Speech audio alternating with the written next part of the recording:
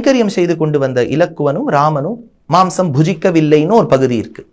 உடனே இந்த வெஜிடேரியன் வாரியர்ஸ்லாம் இருக்க பாருங்க, பாருங்க ராமர் நான்வெஜ் சாப்பிடல, வெஜிடேரியன் தான் சாப்பிட்டார், ஆத்துக்காரி சாப்பிட்டார், விரதம் இருந்தார். எப்படி ஒரு என்ன இருந்தாலும் நான்வெஜ்ங்கிறது ஒரு லக்ஸூரியஸ் ஃபுட் இல்லையா?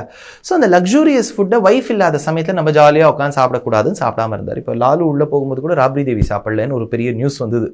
அந்த மாதிரி வச்சுக்கோங்களேன். So he did not consume. ஆனால் ராமர் நான்வெஜ் சாப்பிட்டார். பார்பிக்யூ அளவுக்கு ராஜாக்கள்லாம் அந்த காலத்தில் ஒரு கட்டை போட்டு வேக வைப்பான். இன்னொரு ஸ்டெப் போகிறேன். இதை உங்கள் சேனலில் பார்க்கக்கூடிய மகாவித்வான்கள்லாம் இருப்பா, அவளே கன்கர் பண்ணுவா. ஒரு காலகட்டம் இதிகாச புராணங்கள் காலத்தில் பிராமணர்களும் மாம்சம் சாப்பிட்டார்கள்.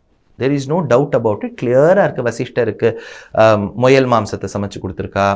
இந்த மாதிரி மாம்ச போஜனம் பிராமணர்களிடையும் இருந்தது.